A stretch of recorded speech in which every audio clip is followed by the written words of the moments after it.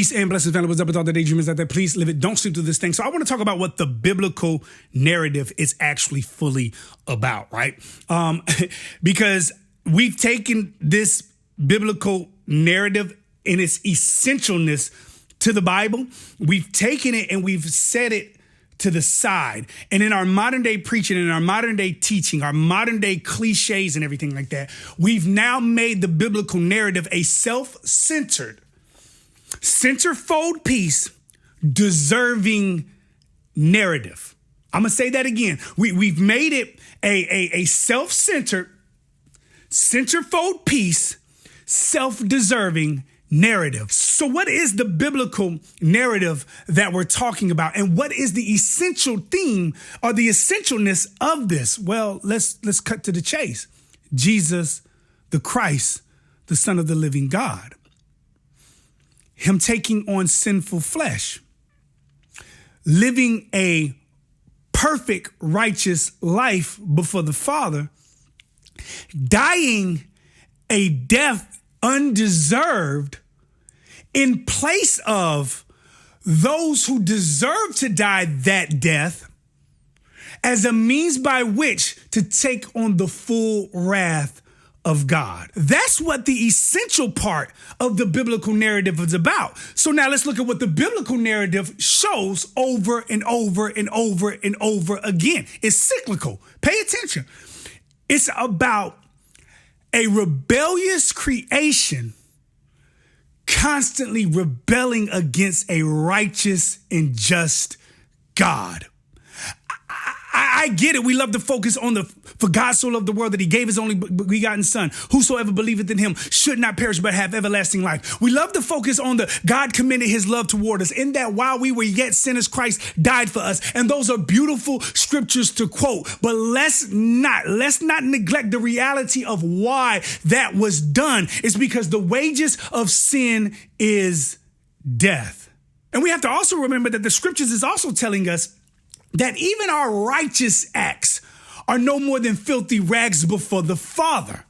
The hardest sermon to teach modern day Christians is that you're not deserving and that you are an enemy of God because of our unrighteousness. That is the hardest lesson, the hardest sermon. That's the hardest meme. That's the hardest quote unquote cliche, because it's not cliche because you don't hear it that often, is that we are not deserving. We are not the centerfold piece. We are not the self-centeredness of the gravity of the scriptures. No.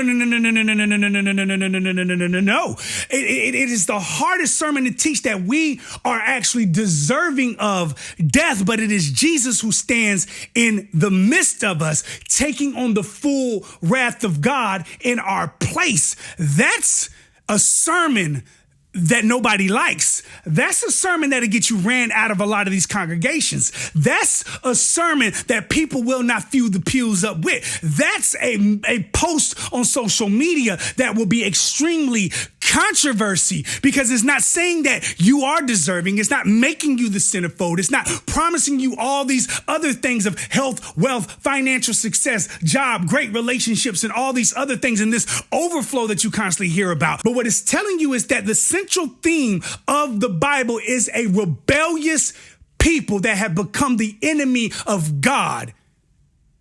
But yet, the righteous judge shows grace and mercy. But that righteous judge still has to punish sin. And Jesus was willing to be obedient unto death, take on the sins of us so that we might be made righteous through the shedding of his blood. Let's get back to the gospel, because that's the essential foundation of the church. Has always been, always will be. I'll leave you with this. When Jesus was asking the disciples, who do people say that I am?